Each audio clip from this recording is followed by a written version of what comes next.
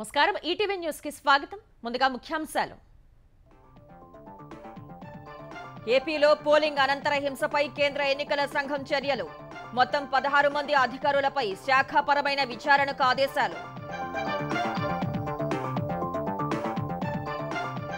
ఏపీలో ఇసుక అక్రమ తవ్వకాలపై విస్తుపోయే వాస్తవాలు అన్ని నిబంధనలను తుంగలో తొక్కి తవ్వేస్తున్నారని కేంద్ర పర్యావరణ శాఖ నివేదిక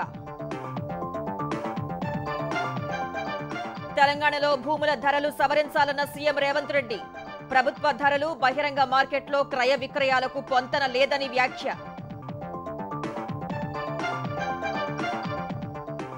తెలంగాణలో తీవ్ర నష్టాన్ని మిగిల్చిన అకాల వర్షాలు కల్లాలు మార్కెట్లో తడిసి ముద్దైన ధాన్యం పిడుగుపాటుకు 3 మృతి ఢిల్లీ సీఎం కేజ్రీవాల్ మధ్యంతర బెయిల్పై స్పష్టతనిచ్చిన సుప్రీంకోర్టు న్యాయం అనుకున్న విషయాన్ని తీర్పులో పేర్కొన్నామని వెల్లడి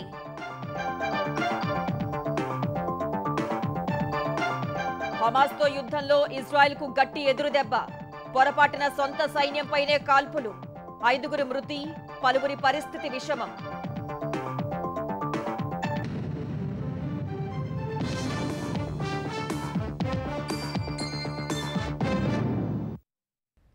ఆంధ్రప్రదేశ్లో ఎన్నికల అనంతరం చోటు చేసుకున్న హింసకు కొమ్ము కాసిన అధికారులు తగిన మూల్యం చెల్లించుకున్నారు. పల్నాడు, అనంతపురం, తిరుపతి జిల్లాల ఎస్పీల వైఫల్యమే ఘర్షణకు కారణమని ప్రభుత్వ ప్రధాన కార్యదర్శి ఇచ్చిన నివేదికను తీవ్రంగా పరిగణించిన ఈసీ మొత్తం 16 మంది అధికారులపై కొరడా ఝుళిపించింది. హింసాత్మక ఘటనలపై సిట్తో దర్యాప్తు చేయించి 2 రోజుల్లోగా నివేదిక ఇవ్వాలని నిర్దేశించింది. ఎన్నికల సంఘం పిలుపు మేరకు ఢిల్లీ వెళ్లిన ప్రభుత్వ ప్రధాన కార్యదర్శి జవహర్ రెడ్డి, డీజీపీ రవిగుప్తా రాష్ట్రంలో పోలింగ్ సందర్భంగా చోటు చేసుకున్న హింసాత్మక ఘటనలపై ఈసీకి నివేదిక సమర్పించారు. పల్నాడు జిల్లాలో పోలింగ్ రోజు 15 ఈవీఎంలు ధ్వంసం చేశారని, ఆ తర్వాతి రోజు హింస చెలరేగిందని నివేదికలో పేర్కొన్నారు. జిల్లాలో పెద్ద సంఖ్యలో పోలీసులు, భద్రతా సిబ్బందిని మోహరించినా అవాంఛనీయ ఘటనలు జరిగాయని తెలిపారు. పల్నాడు జిల్లా ఎస్పీ బిందు మాధవ్ విధి నిర్వహణలో వృత్తిపరమైన నిబద్ధత కనబర్చలేదని, క్షేత్రస్థాయి సిబ్బందికి ఆదేశాలు జారీ చేయడంలో, సమాచారాన్ని పై అధికారుల దృష్టికి తేవడంలోనూ విఫలమయ్యారని వివరించారు. పల్నాడు జిల్లా కలెక్టర్ లోతేటి శివశంకర్ కూడా పోలీసులు, ఇతర భద్రతా బలగాలతో సమన్వయం చేసుకుని హింసను నివారించడంలో విఫలమయ్యారని నివేదికలో సీఎస్ తేల్చి చెప్పారు. ఎన్నికల ప్రక్రియ ఇంకా పూర్తి కానందున ఆయనను కలెక్టర్గా కొనసాగించడం సరికాదని అభిప్రాయపడ్డారు. ఈ నేపథ్యంలో ఎస్పీ బిందు మాధవ్ను సస్పెండ్ చేయాలని, శివశంకర్ను బదిలీ చెయ్యాలని సిఫార్సు చేశారు. ఇద్దరిపైనా క్రమశిక్షణా చర్యలు చేపట్టాలని సీఈసీని జవహర్ రెడ్డి కోరారు. ఇక అనంతపురం జిల్లా తాడిపత్రిలో ప్రధాన పార్టీల అభ్యర్థుల మధ్య ఎప్పటినుంచో శత్రుత్వం ఉందని, ఆ విషయం తెలిసినా శాంతి భద్రతల పరిరక్షణలో ఎస్పీ అమిత్ బర్దర్ విఫలమైనట్లు సీఎస్ స్పష్టం చేశారు. ఇరుపక్షాలు అక్కడ రాళ్లగుట్టలు సిద్ధం చేస్తున్న ఇరు వర్గాల కదలికలపై నిఘా ఉంచి వారు అవాంఛనీయ చర్యలకు పాల్పడకుండా ఎస్పీ నిరోధించలేకపోయారని వివరించారు. అనంతపురం జిల్లాలో పారామిలిటరీ దళాలు అందుబాటులో ఉన్న రాళ్లదాడి జరిగిందని, హింసాకాండను ముందుగా పసిగట్టి నివారణా చర్యలు చేపట్టడంలో విఫలమైన ఎస్పీ అమిత్ బర్దర్ని సస్పెండ్ చేసి క్రమశిక్షణా చర్యలు చేపట్టాలని సీఎస్ సిఫార్సు చేశారు. ఇక చంద్రగిరిలో గతంలోనూ ఎన్నికల హింస జరిగిందని, అది తెలిసి ఎస్పీ ముందు జాగ్రత్తలు తీసుకోలేదని ప్రభుత్వ ప్రధాన కార్యదర్శి సీఈసీకి ఇచ్చిన నివేదికలో పొందుపర్చారు. పోలింగ్ రోజున వైకాపా అభ్యర్థి వాహనాన్ని తెదేపా వాళ్లు తగలబెట్టారని, ఆ గ్రామంలో హింసాకాండ చోటు చేసుకుందని వివరించారు. ఆ మర్నాడు తిరుపతిలో తెదేపా అభ్యర్థిపై వైకాపా వర్గీయులు దాడి చేయగా భద్రతా సిబ్బంది గాల్లోకి 2 రౌండ్ల కాల్పులు జరిపారని వివరించారు. 2 పార్టీల వారు పెద్ద సంఖ్యలో చేరుకుని పరస్పరం రాళ్లు రువ్వుకున్నారని పేర్కొన్నారు. ఇలాంటి ఘటనలు జరగకుండా ఎస్పీ కృష్ణకాంత్ పటేల్ ముందు జాగ్రత్త చర్యలు తీసుకుని ఉండాల్సిందని అభిప్రాయపడ్డారు. 144 సెక్షన్ విధించినా పెద్ద సంఖ్యలో జనం గుమిగూడారంటే నిఘా వైఫల్యం స్పష్టంగా కనిపిస్తోందని, కృష్ణకాంత్ పటేల్ను బదిలీ చేసి క్రమశిక్షణా చర్యలు తీసుకోవాలని సిఫార్సు చేశారు. రాష్ట్ర డీజీపీ హరీష్ కుమార్ గుప్తా, నిఘా విభాగం అదనపు డీజీ కుమార్ విశ్వజిత్లతో చర్చించాకే నివేదిక సమర్పించినట్లు జవహర్ రెడ్డి పేర్కొన్నారు. సీఎస్ నివేదిక ఆధారంగా కేంద్ర ఎన్నికల సంఘం ఆ 4 అధికారులపై తక్షణ చర్యలకు దిగింది. హింసకు కొమ్ము కాసిన అధికారులపై వేటు వేసింది. పల్నాడు ఎస్పీ బిందు మాధవ్, అనంతపురం ఎస్పీ అమిత్ బర్దర్ను సస్పెండ్ చేసిన EC Tirupati SP Krishnakanth Patel, Palnadu collector Loteti శివశంకర్పై బదిలీ వేటు వేసింది. వారిపై శాఖాపరమైన విచారణకు ఆదేశించింది. 60 రోజుల్లోగా విచారణ పూర్తి చేసి తదుపరి చర్యల కోసం సిఫార్సులతో నివేదిక ఇవ్వాలని సూచించింది. తమ ఆమోదం లేకుండా సస్పెన్షన్ ఎత్తివేయకూడదని, శాఖాపరమైన చర్యలు నిలిపేయకూడదని తేల్చి చెప్పింది. సస్పెండ్ అయిన పల్నాడు, అనంతపురం ఎస్పీలు, బదిలీ అయిన తిరుపతి ఎస్పీ, పల్నాడు కలెక్టర్ స్థానంలో అర్హులైన ఐపీఎస్, ఐఏఎస్ అధికారుల పేర్లతో కూడిన జాబితాను పంపాలని సూచించారు. ఫలితాల అనంతరం హింస చెలరేగే అవకాశం ఉన్నందున రాష్ట్రంలో ఉన్న 25 కంపెనీల కేంద్ర సాయుధ బలగాల్ని కౌంటింగ్ తర్వాత 2 వారాల వరకు కొనసాగించాలని కేంద్ర హోంశాఖను సీఈసీ ఆదేశించింది. ఈసీ ఇంత అప్రమత్తంగా ఉన్నా క్షేత్రస్థాయిలో ఉన్నతాధికారులు ఎందుకు హింసాత్మక ఘటనల్ని నిలువరించలేకపోయారని ఎన్నికల కమిషనర్లు సీఎస్తో పాటు డీజీపీని ప్రశ్నించారు. దేశంలో మరెక్కడా లేని విధంగా ఏపీలోనే చోటు చేసుకున్న ఘటనల పట్ల ఈసీ ఆగ్రహం వ్యక్తం చేయడంతో సమావేశం అనంతరం ఇద్దరు అధికారులు మీడియాతో మాట్లాడకుండా కార్యాలయం వెనక గేటు నుంచి బయటకెళ్లిపోయారు. పల్నాడు జిల్లా బొల్లాపల్లి ఎస్ఐ చెన్నకేశవులపై వైకాపా నాయకులు దాడి చేసిన ఘటన ఆలస్యంగా వెలుగులోకొచ్చింది. ఈ నెల 13న పోలింగ్ రోజున రాత్రి సమయంలో బొల్లాపల్లిలో మూగచింతలపాలెం గ్రామానికి తెలుగు యువత నాయకులు పోక వెంకట్రావు కారుపై వైకాపా శ్రేణులు దాడికి పాల్పడ్డారు. ఆ సమయంలో అక్కడే ఉన్న ఎస్ఐ చెన్నకేశవులు వైకాపా దాడిని అడ్డుకుని తెలుగుదేశం నాయకుడి కారుని తప్పించారు. అయితే వారు వెళ్లిపోయిన తర్వాత ఎస్ఐ చెన్నకేశవులపై వైకాపా నేతలు దాడికి పాల్పడ్డారు. తెలుగుదేశం వారికి రక్షణ కల్పిస్తావా అంటూ కర్రలతో దాడి చేశారు. అడ్డుకున్న కానిస్టేబుల్ ను కూడా వైకాపా కార్యకర్తలు కొట్టారు. వైకాపా శ్రేణుల దాడిని తెలుగు యువత నాయకులు తమ సెల్ ఫోన్లో రికార్డ్ చేశారు.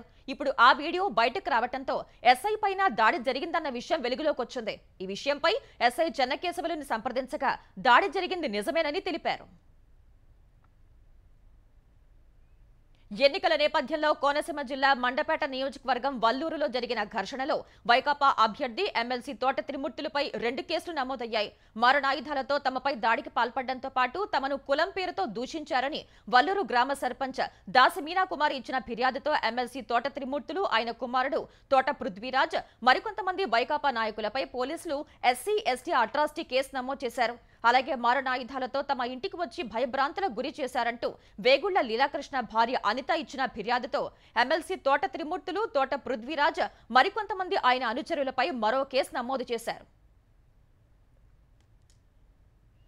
ఆంధ్రప్రదేశ్లో ఇసుక అక్రమ తవ్వకాలు నిజమేనని కేంద్ర పర్యావరణ అటవీ శాఖ సుప్రీంకోర్టుకు కుండ బద్దలు కొట్టినట్టు చెప్పింది.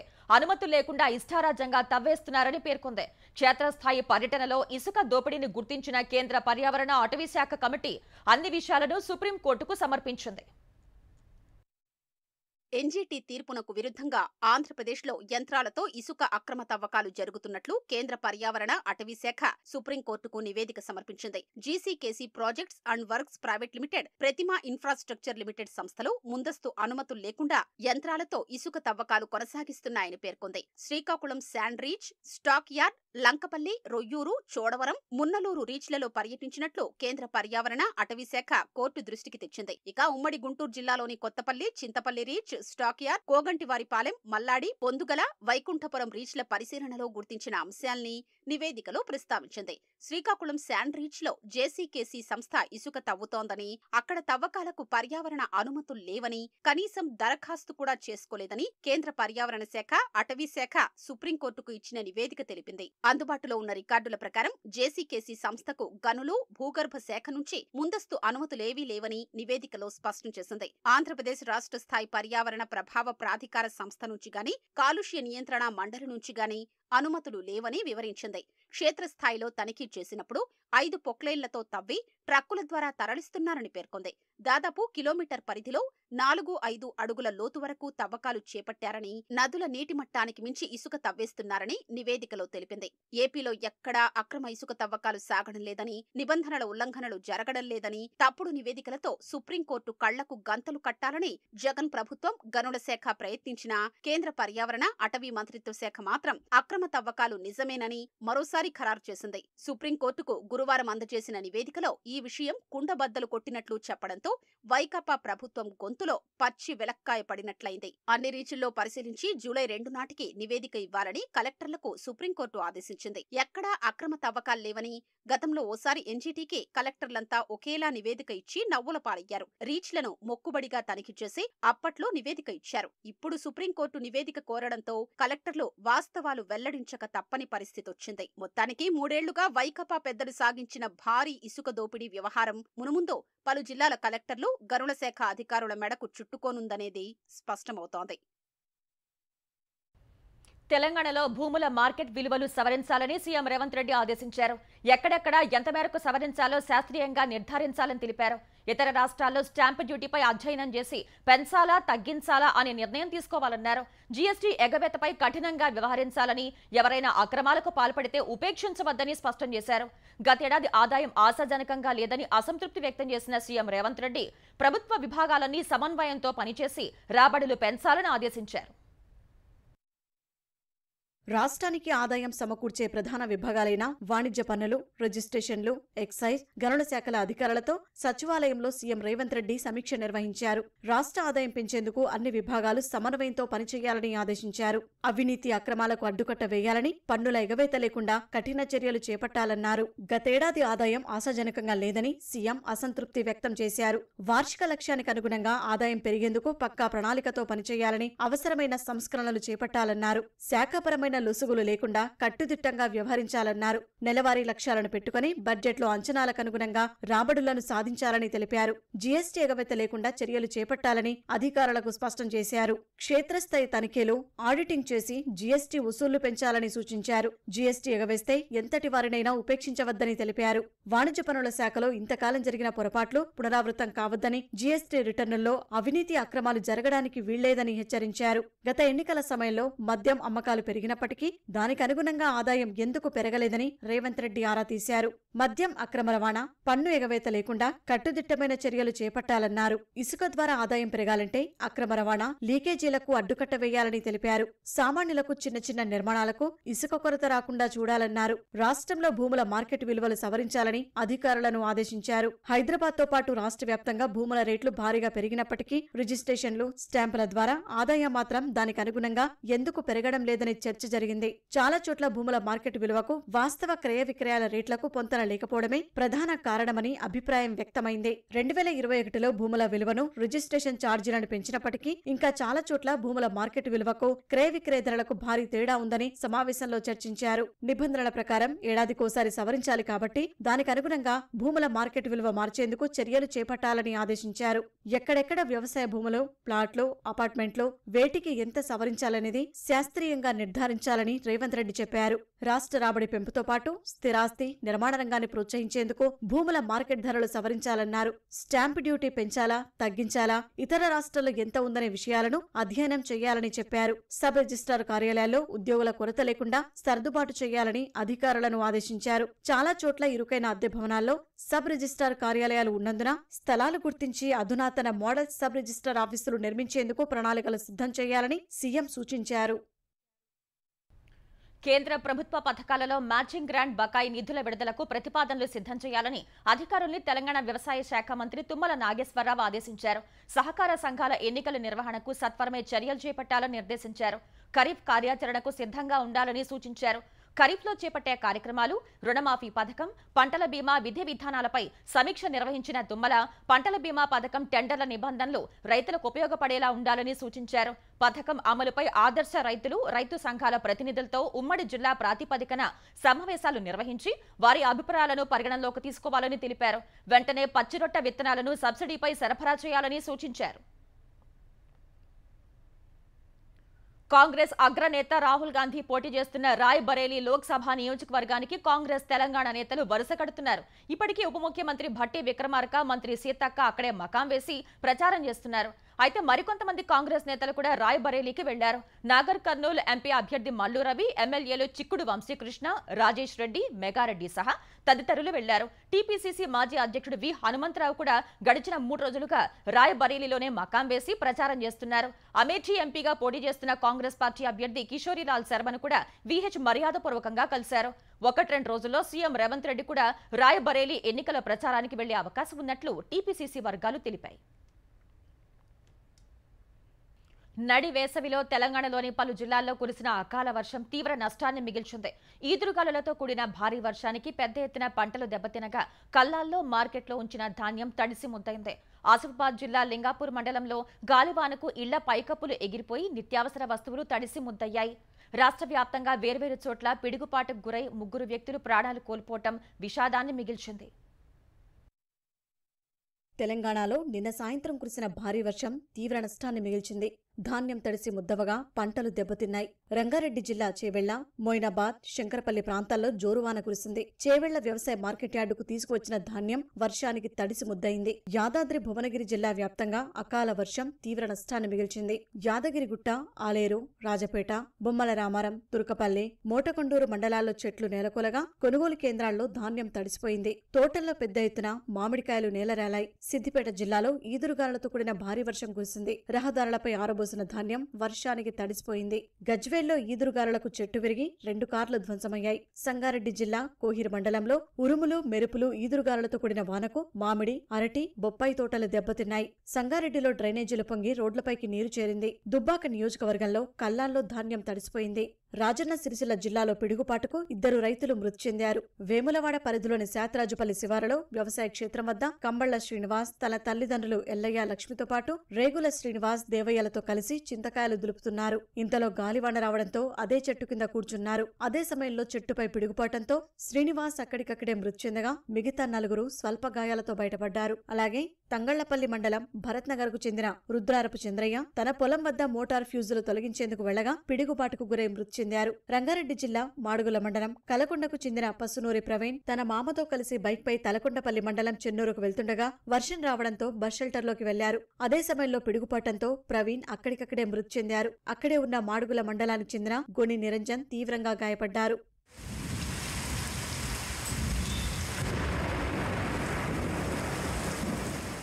కుమ్రంభీం జిల్లా లింగాపూర్ మండలంలో నిన్న సాయంత్రం గాలి దుమారానికి దాదాపుగా 60 ఇళ్ల పైకప్పులు ఎగిరిపోయాయి. లింగాపూర్ మండలం దాంపూర్, నాయక్తండ, నగోగూడ, లొద్దిగూడ, కొలం గ్రామాల్లో ఈదురుగాలులతో కూడిన వర్షం కురిసింది. భారీ గాలులకు ఆయా గ్రామాల్లోని పైకప్పులు ఎగిరిపోగా ఇళ్లలో ఉన్న నిత్యవసర వస్తువులు తడిసి ముద్దయ్యాయి. ఈదురుగాలులకు తమ బతుకులు రోడ్డున పడ్డాయని బాధితులు వాపోయారు.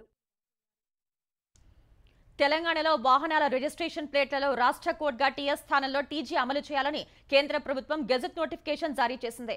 కేంద్ర ప్రభుత్వ ఉపరితల రవాణా మంత్రిత్వ శాఖ ప్రచురించిన గెజెట్ నోటిఫికేషన్ ప్రకారం ఇక నుంచి తెలంగాణ రాష్ట్రంలో వాహనాల రిజిస్ట్రేషన్ నెంబర్ ప్లేట్లు టీఎస్ స్థానంలో రాష్ట్ర కోడ్ను టీజీ పేరుతో ఉండే విధంగా రిజిస్ట్రేషన్లు చేయాలని పేర్కొంది.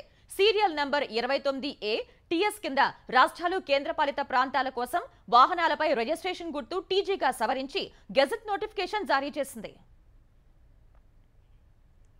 మహిళా వైద్యాధికారులపై లైంగిక వేధింపుల కేసులో కామారెడ్డి జిల్లా వైద్య ఆరోగ్య శాఖ అధికారి డిఎంహెచ్ఓ డి లక్ష్మణ్ సింగ్ ను పోలీసులు అరెస్ట్ చేశారు. వైద్యాధికారులు వేర్వేరుగా ఇచ్చిన ఫిర్యాదుల మేరకు దేవునిపల్లి పోలీస్ స్టేషన్లో 7 కేసులు నమోదు చేసిన పోలీసులు విచారణ అనంతరం ఆయన్ని అరెస్ట్ చేశారు.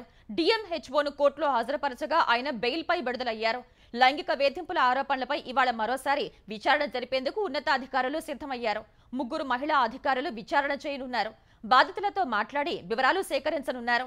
ఈ నెల 8న జిల్లా కేంద్రంలో జరిగిన ఆరోగ్య శాఖ సమీక్షా సమావేశంలో డిఎంహెచ్ఓ లక్ష్మణ్ సింగ్ తమతో అసభ్యంగా మాట్లాడారని కొందరు మహిళా వైద్యాధికారులు ఆరోపించారు. ఈ వ్యవహారంలో మొదట 5 ఆ తర్వాత 2 మహిళా వైద్యులు పోలీసులకు ఫిర్యాదు చేశారు. మల్కాజ్గిరి భాజపా కార్పొరేటర్ శ్రవణ్ కుమార్ సహా మరో 3 హైదరాబాద్ సైబర్ క్రైమ్ పోలీసులు అదుపులోకి తీసుకున్నారు. లోక్సభ ఎన్నికల పోలింగ్ సందర్భంగా హైదరాబాద్లోని బహదూర్పురలోని ఓ పోలింగ్ బూత్ లో రిగ్గింగ్ కు పాల్పడుతున్నారంటూ సామాజిక మాధ్యమాల్లో ఓ వీడియో వైరల్ చేసిన కేసులో గురువారం వేర్వేరు ప్రాంతాల్లో 4 అదుపులోకి తీసుకున్నారు. పోలీసులు శ్రవణ్ అదుపులోకి తీసుకున్న తీరు తీవ్ర విమర్శలకు దారితీసింది. కొందరు కిడ్నాప్ చేసినట్లు ప్రచారం జరిగిన సాయంత్రానికి సైబర్ క్రైమ్ స్టేషన్ కు తరలించినట్లు పోలీసులు ధృవీకరించారు. రాత్రి 8 గంటలకు శ్రవణ్ సహా 4 అరెస్ట్ ని సైబర్ క్రైమ్ పోలీసులు వెల్లడించారు. కార్పొరేటర్ శ్రవణ్ ను విచారిస్తున్నట్లు పోలీసులు తెలిపారు. ఆంధ్రప్రదేశ్ ప్రభుత్వం ప్రవేశపెట్టిన ల్యాండ్ టైటిలింగ్ యాక్ట్ ప్రజల్ని భయాందోళనకు గురి చేసేలా ఉందని జై భారత్ పార్టీ వ్యవస్థాపకులు జెడి లక్ష్మీనారాయణ పేర్కొన్నారు. ఈ చట్టంలో జ్యుడిషియల్ అధికారాన్ని తొలగించడం వల్ల భూ సమస్యలు మరింత పెరుగుతాయని తెలిపారు. ల్యాండ్ టైటిలింగ్ యాక్ట్ పై అనకాపల్లిలో న్యాయవాదులు నిర్వహించిన సమావేశానికి జెడి లక్ష్మీనారాయణ హాజరయ్యారు. ఈ చట్టం అమలైతే రైతులు మరిన్ని ఇబ్బందులు పడాల్సి వస్తుందని అన్నారు. ఏవైనా సమస్యలు ఉంటే హైకోర్టును ఆశ్రయించాలని చట్టంలో పేర్కొన్నారన్న ఆయన ఇది సామాన్య రైతులకు ఇబ్బందులు కలిగిస్తుందని వివరించారు. ప్రస్తుతం ఉన్న ల్యాండ్ టైటిలింగ్ యాక్ట్ లో ఏమైందంటే ఇంతకు ముందు ఉన్న న్యాయపరంగా ఉన్న భూమికను టోటల్ గా పక్కన పెట్టి మీకు ఏవైనా ల్యాండ్ డిస్ప్యూట్స్ వస్తే నేరుగా మీరు హైకోర్టుకు వెళ్లాలని తెలియజేయడం అన్నది ప్రజల్లో భయాందోళన కలుగజేసే విషయం. ఈ విధంగా మా భూములు మా దగ్గర ఉంటాయా, లేకుంటే మా భూములను ఎవరైనా కబ్జాలు చేస్తారా, ఈ కబ్జా చేసే ప్రక్రియలో ఈ ల్యాండ్ టైటిలింగ్ యాక్ట్ ఏదైనా వాళ్లకు ఉపయోగపడుతుందా అన్న భీతి కూడా ఉంది. ఎందుకంటే ఎప్పుడైతే జ్యుడిషియరీ ఉంది అంటే కొంత కాన్ఫిడెన్స్ వస్తుంది. ఎప్పుడైతే జ్యుడిషియల్ రోల్ పక్కన పెట్టామో ప్రజలు అయమయ స్థితిలో పడి ఏ విధంగా ఈ భూమిని ఎవరు ఆక్రమించుకుంటున్నారో అన్న భయంతో ఉండడం వల్ల దీనిలో మార్పులు తీసుకురావాల్సిన అవసరం చాలా ఉంది. తెలుగు రాష్ట్రాల్లో సినిమా థియేటర్ల మూసివేత అవాస్తవమని తెలుగు చలనచిత్ర నిర్మాతల మండలి స్పష్టం చేసింది. థియేటర్ల మూసివేతపై సామాజిక మాధ్యమాల్లో జరుగుతున్న ప్రచారంలో నిజం లేదని నిర్మాతల మండలి కార్యదర్శి ప్రసన్న కుమార్ తెలిపారు. ఈ మేరకు తెలుగు చలనచిత్ర పరిశ్రమలోని అపెక్స్ బాడీతో సంబంధం లేకుండా ఒక సంఘం సినిమా థియేటర్లను మూసివేయాలని తీసుకున్న నిర్ణయాన్ని తీవ్రంగా ఖండించారు. థియేటర్ యజమానులు కానీ ఇతర అసోసియేషన్ల నుంచి ఎవరూ నిర్మాతల మండలికి నోటీసులు ఇవ్వలేదని పేర్కొన్నారు. తక్కువ వసూళ్లు రావడంతో కొందరు యజమానులు వ్యక్తిగత నిర్ణయం తీసుకుని థియేటర్లను మూసివేశారని, దానికి నిర్మాతల మండలికి సంబంధం లేదని ప్రసన్న కుమార్ తెలిపారు. ఎన్నికలు, ఐపీఎల్ మ్యాచ్లు సినిమా ఆదాయంపై ప్రభావం చూపటం వల్లే ప్రేక్షకులు థియేటర్లకు రాలేకపోయారని, అందువల్లే ఆంధ్రప్రదేశ్, తెలంగాణలోని కొన్ని ప్రాంతాల్లో థియేటర్ యజమానులు వ్యక్తిగతంగా నిర్ణయం తీసుకుని ప్రదర్శనలు ఆపేశారని వివరించారు. షిరిడి పర్యటనలో తెలుగుదేశం అధినేత చంద్రబాబు అక్కడ తెలుగువారు నిర్వహిస్తున్న వృద్ధాశ్రమాన్ని సందర్శించారు. ద్వారకామయ్య పేరుతో నిర్వహిస్తున్న ఈ వృద్ధాశ్రమాన్ని తెలుగువారైన బండ్లమూడి రామ్మోహన్ చైర్మన్ గా, బండ్లమూడి శ్రీనివాస ట్రస్టీగా ఉన్నారు. ఇందులో 150 మంది వరకు వృద్ధులు ఆశ్రయం పొందుతున్నారు. చంద్రబాబు, భువనేశ్వరి వృద్ధుల్ని ఆప్యాయంగా పలకరించి బాగోగులను అడిగి తెలుసుకున్నారు. ఆశ్రమం నిర్వహిస్తున్న రామ్మోహన్, శ్రీనివాస్ సేవాగుణాన్ని చంద్రబాబు అభినందించారు. సాయిబాబా దేవాలయానికి 3 కిలోమీటర్ల దూరాన 1998లో ఈ ఆశ్రమం ఏర్పాటు చేశామని నిర్వాహకులు తెలిపారు. రఫా నగరంపై వరుస దాడులతో విరుచుకుపడుతోన్న ఇజ్రాయెల్ సైన్యానికి గట్టి షాక్ తగిలింది. పొరపాటున సొంత సైన్యంపైనే కాల్పులు జరపడంతో 5 ఇజ్రాయెల్ సైనికులు మరణించారు. గాజాలోని ఉత్తర భాగంలో ఇజ్రాయెల్ సైన్యం ఉన్న భవనం వైపు యుద్ధ ట్యాంకులు పొరపాటున గుండ్లు పేల్చడంతో తమ సైనికులు 5 మృతి చెందినట్లు ఇజ్రాయెల్ రక్షణ దళం ఐడీఎఫ్ వెల్లడించింది. మరికొందరు గాయపడ్డారని తెలిపింది. కొన్ని మీటర్ల దూరంలో ఉన్న ట్యాంకులు ఒక ఆయుధాన్ని గుర్తించడంతో కాల్పులు ప్రారంభించినట్లు ప్రాథమికంగా వెల్లడైందని ఐడీఎఫ్ పేర్కొంది. ఈ కాల్పులో పొరపాటున తమ సైనికులు మరణించినట్లు ధృవీకరించింది. గతంలో ఐడీఎఫ్ బలగాలు ఇలాంటి పొరపాటే చేశాయి. శత్రువులుగా పొరపాటు పడి హమాస్ చెరలో బందీలుగా ఉన్న వారిలో 3 కాల్చి చంపాయి. హమాస్తో యుద్ధం మొదలయ్యాక తమ సొంత సైనికుల్ని కాల్చి చంపడం ఇదే తొలిసారని తెలిపింది. యుద్ధంలో ఇజ్రాయెల్ ఇప్పటి వరకు 278 మంది సైనికుల్ని కోల్పోయింది.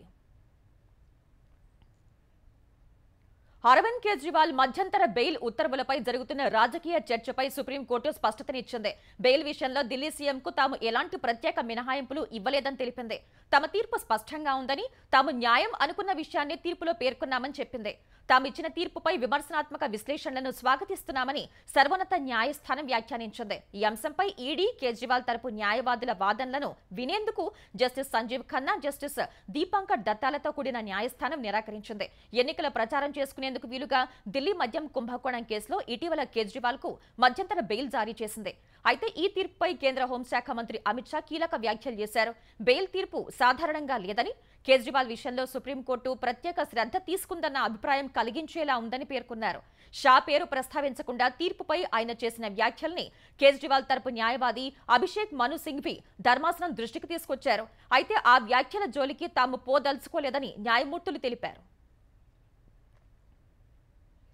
కేంద్రంలో ఇండియా కూటమి అధికారం చేపడితే టీఎంసీ బయట నుంచి మద్దతు ఇస్తుందన్న బంగాల్ సీఎం మమతా బెనర్జీ యూటర్న్ తీసుకున్నారు. జాతీయ స్థాయిలో భాజపా వ్యతిరేక కూటమిలో టీఎంసీ ఉన్నట్లు స్పష్టం చేశారు. పార్టీ అభ్యర్థుల తరపున ఎన్నికల ప్రచార సభల్లో పాల్గొన్న మమతా బెనర్జీ బంగాల్లో మాత్రమే కాంగ్రెస్, సిపిఎంతో పొత్తు లేదన్నారు. నిన్న తాను చేసిన ప్రకటనను కొందరు తప్పుగా అర్థం చేసుకున్నారని వివరణ ఇచ్చారు. జాతీయ స్థాయిలో భాజపా వ్యతిరేక కూటమిలో తాను భాగస్వామిగా కొనసాగనున్నట్లు తేల్చి చెప్పారు. ఇండియా కూటమిని తానే ఏర్పాటు చేసినట్లు పేర్కొన్న మమత సిపిఎం, కాంగ్రెస్ బెంగాల్ శాఖలు కమలం పార్టీతో చేతులు కలిపాయని ఆరోపించారు.